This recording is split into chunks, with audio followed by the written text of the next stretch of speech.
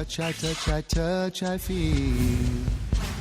feel the world around so real. And everything I do, I dare. अस्सलाम वालेकुम वरहमतुल्लाहि वबरकातुहू। नहमदुहु नुसल्ली अला रसूलिहिल करीम।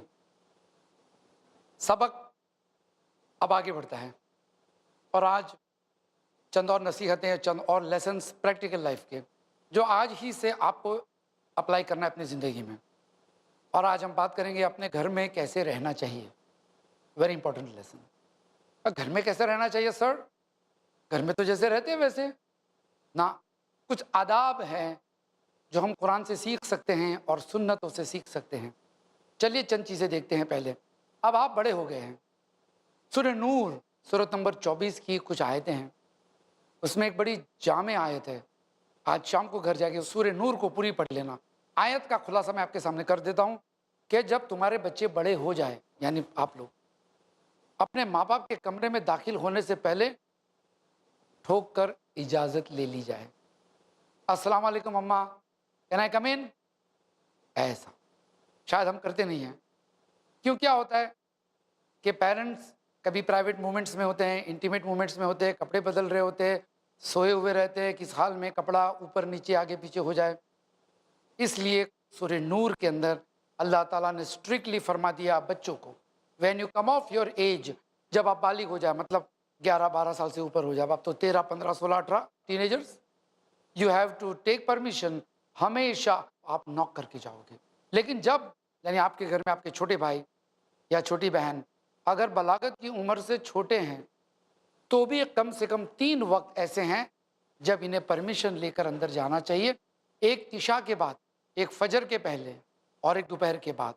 ये 3 वक्त होता है आदमी का आराम करने का।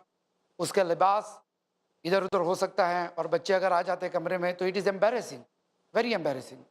तो ये आदतें आपको भी बनानी है और अपने छोटे भाई बहन है ना, उनको भी सिखाना है प्यार से। हाँ, थप्पड़ मार के मत सिखाना। मेरे एक दोस्त के वहाँ मैं खाना खाने गया था। इत्तेफाक से घर इतना बड़ा नहीं था तो हम बेडरूम में बैठे थे खाना खाने के लिए। तो उसका छोटा सा बच्चा, तकरीबन आप समझ लीजिए 6-7 साल का, अब वो खाना सर्व कर रहा है हम दोनों को।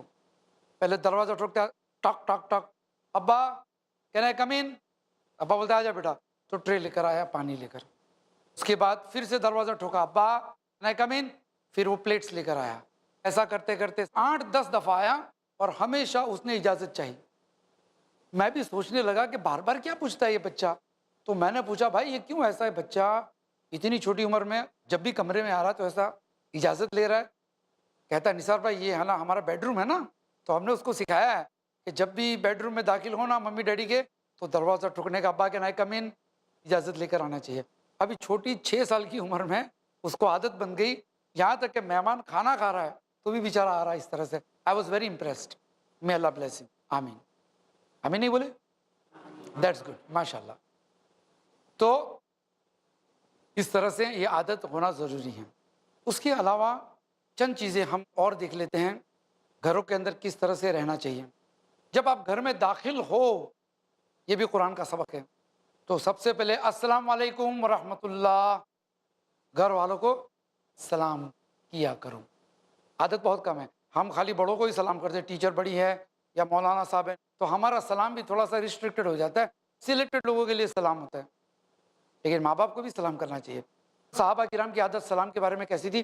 जब 2 सहाबी चलते थे और अगर रास्ते में खंबा आ गया या पेड़ आ गया, एक इधर से गया एक उधर से गया, तो जब मिले फिर सलाम किया, यानी इतना सलाम होना चाहिए। तो माँ बाप को भी घर में दाखिल होने के साथ सलाम करो, यानी घर वालों को सलाम किया करो। ये भी एक अच्छी आदत है घर में। घर से निकलो तो बताकर जाया करो कहाँ जा रहे हैं। अब क्या होता है, घर में रहकर आप बहुत सारी चीज़ें सीख सकते हो, पता है? How? By helping a parents. अपने माँ बाप को हेल्प करके। आपको खाना पकाने तो आता नहीं, आपको बर्तन धोने तो आते नहीं, आप कैसे माँ बाप को हेल्प कर सकते हो? बताता हूँ, बहुत सारे तरीके हैं। आपको वॉशिंग मशीन चलाना सीख जाना चाहिए। अभी आप 15, 16, 17, 18 साल के हैं, आपको कंप्यूटर चलाना आता है, आपको इंटरनेट आता है, आपको वॉशिंग मशीन चलाना क्यों नहीं आता? अवन घर पे है तो अवन भी चलाना सीख लेना चाहिए। क्यों? कभी आप दोपहर को घर पे आए, मम्मी है नहीं, बाहर गई नानी के पास, तो आप क्या ठंडा खाना खाओगे? थोड़ा सीख जाओ। कभी माँ बीमार है और बिस्तर पे है और घर में और कोई नहीं है, तो अपनी माँ को क्या ठंडा खाना खिलाओगे? आप गर्म खाना खिलाओगे ना, तो अपने हाथों से। तो ये छोटे छोटे काम कर लेने चाहिए। उसी तरीके से वॉशिंग मशीन भी चलाना सीख जाओ, तो डिफिकल्ट मशीन थोड़ी है। छोटे छोटे बच्चे 14 15 16 17 साल के बच्चे मोटरसाइकिल चलाते हैं। क्यों? सर हमको शौक है ना गाड़ी का, इसलिए। तो मैंने कहा भाई वॉशिंग मशीन चलाना आता है? मम्मी कर लेती है ना, काम वाली कर लेती है ना। अच्छा, यहाँ पे आपको पैशन क्यों नहीं है? घर के काम में ताउन करना, हेल्प करना, कोऑपरेट करना। कुरान कहता है वह तावनु अलल बिर व तकवा, बिर और तकवे के काम में एक दूसरे की मदद करो, यानी अच्छे कामों में।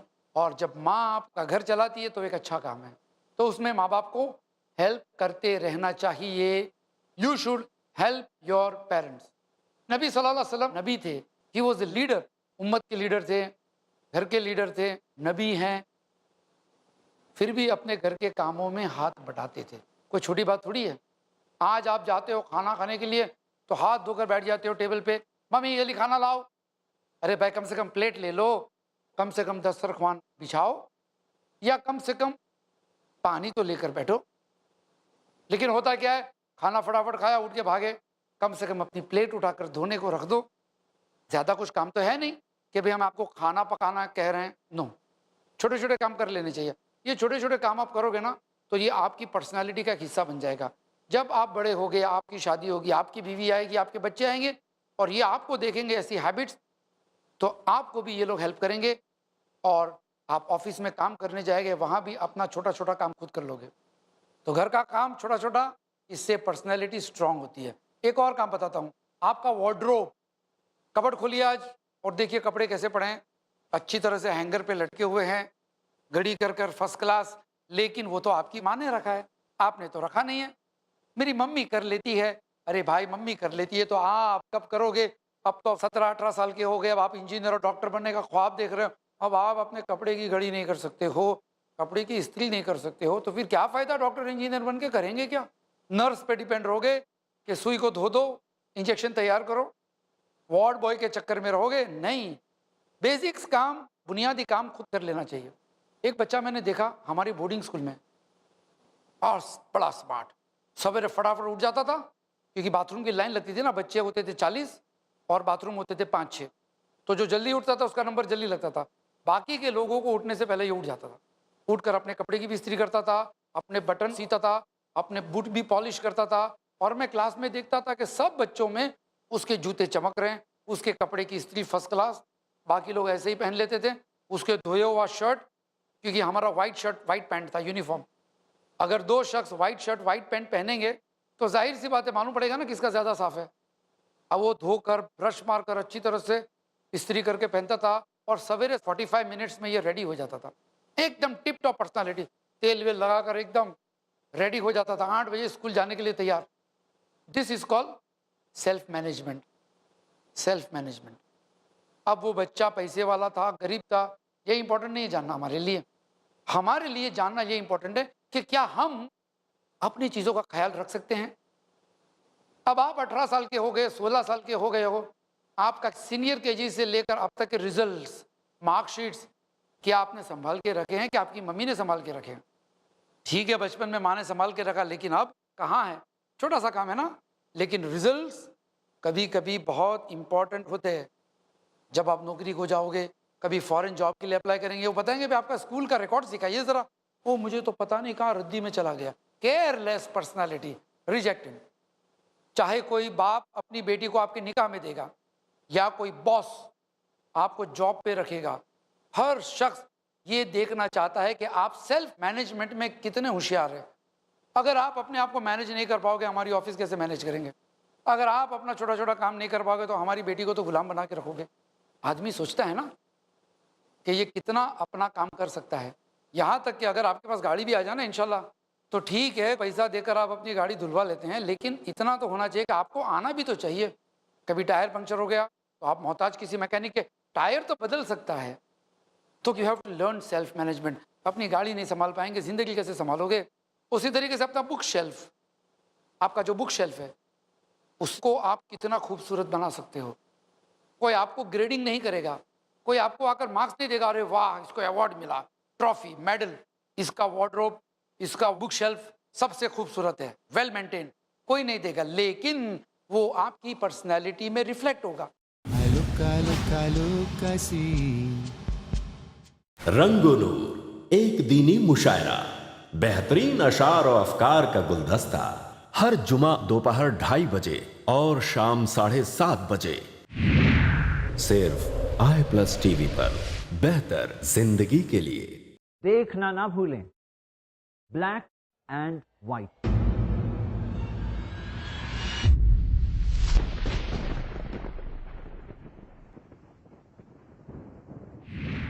सिर्फ i+ टीवी पर, बेहतर जिंदगी के लिए। I look, I see. 2 candidate executive की जॉब के लिए अप्लाई किए हुए थे। 4-5 साल के बाद आप लोगों में से बहुत सारे लोग जॉब के लिए चले जाओगे। तो यहाँ पे अप्लाई किए हुए थे 2 जन ने।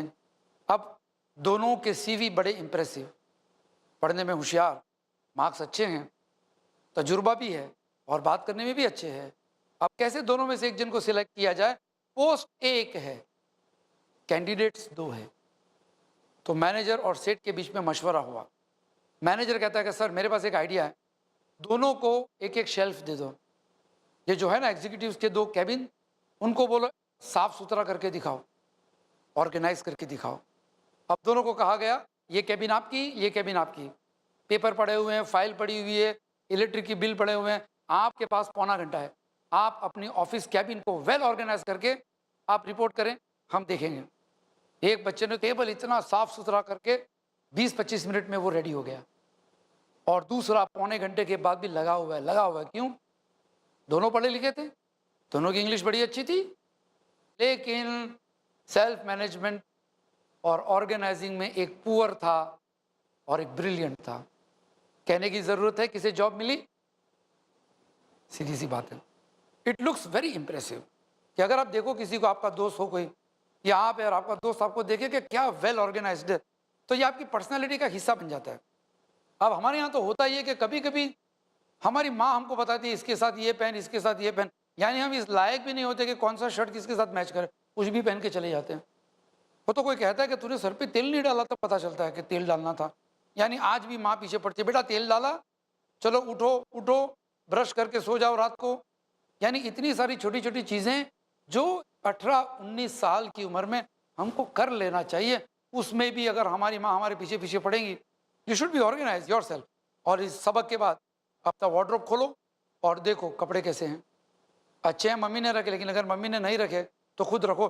बाहर देखिए कपड़े सूख गए, सारे कपड़ों की गड़ी कर दो ना, बहन भी दुआ देगी कि चलो आज भाई ने काम कर दिया, थोड़ा सा आराम मिल गया। गुनाह थोड़ी है।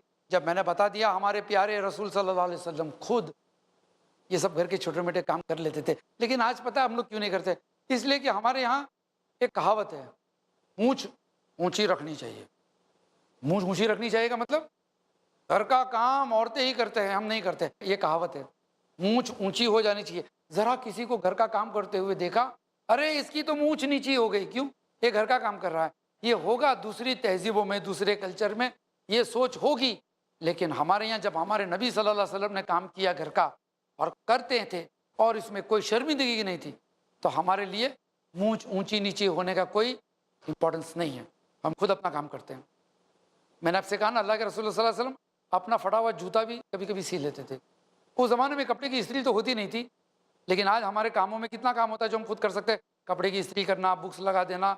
वरना कभी कभी क्या होता है पता है, सवेरे 7 बजे स्कूल होती है, 6:30 बजे निकलते हैं और 6:20 को हम तलाश करते हैं, मम्मी मेरी हिस्ट्री बुक कहाँ है, कहाँ रखी कहाँ रखी। अब मम्मी को क्या मालूम कौन सी किताब ले जानी है टाइम टेबल में, अब उसने नीचे रख दी तो तुम ढूंढ रहे हो ऊपर। तो क्योंकि आपकी मम्मी को पता नहीं है, आप टोटली अपने मम्मी पे डिपेंड हो गए।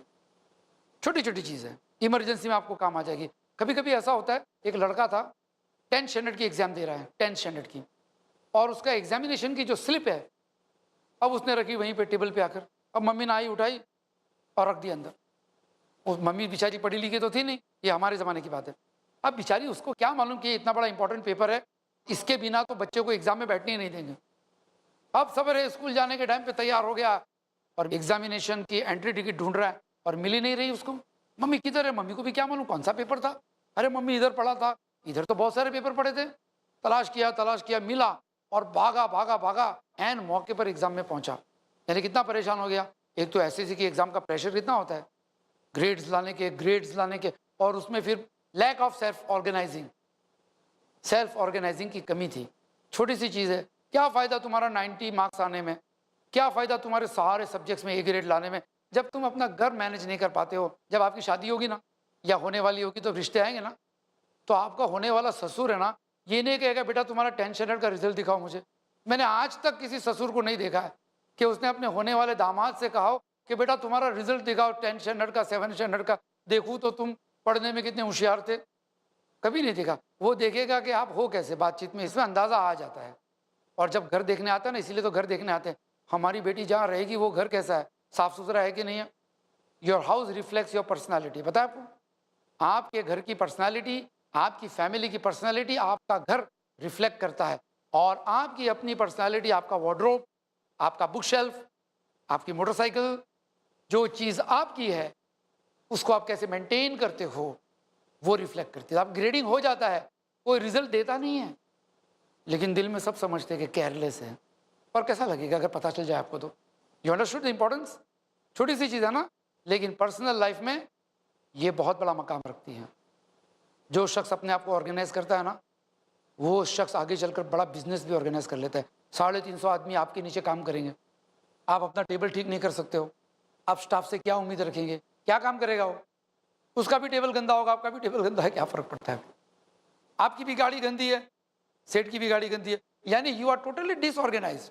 इसलिए आपके हाथ के नीचे 350 से क्या 3.5 आदमी भी काम करेंगे ना, you will not be able to control. बस आपको यही शिकायत रहेगी। आजकल जूनियर्स मानते नहीं बात, आजकल के जो एम्प्लॉयज़ है वो लोग रिस्पेक्ट नहीं करते हैं, लेकिन आपको नहीं पता है कि आपने सीखे नहीं वो कमालात, वो स्किल्स जो आपको एक अच्छा बॉस बना सकता है। जब तक आप अपनी लाइफ को कंट्रोल नहीं करोगे, अपनी आदतों को, अपने शौक को, अपना मैनेजमेंट को, तब तक आप इस काबिल नहीं हो सकते कि आप किसी की ऑफिस या अपने अब्बा का बिजनेस या अपना खुद का बिजनेस संभाल सको। अगर अब्बा ने आपको पैसा दिया तो भी उड़ जाएगा।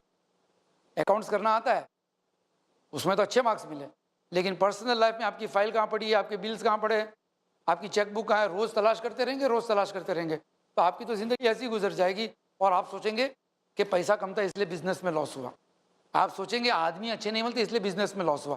यानी आप अपने आप को ब्लेम करोगे नहीं, इसलिए कि बेचारे आपको पता ही नहीं है कि आपके अंदर कमी थी सेल्फ ऑर्गेनाइज करने की।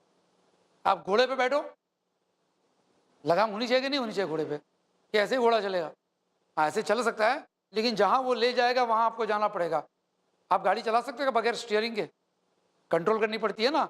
तो उसी तरीके से आपकी लाइफ को भी कंट्रोल करना पड़ता है, मैनेज करना पड़ता है। और आपकी लाइफ में मैनेजमेंट वो सारी चीज़ें आ गई, टाइम पे नहाने का, टाइम पे गुसल करने का, टाइम पे तैयार होने का, अपने कपड़े इस्त्री कर लो, छोटी छोटी चीज़ें खुद करो।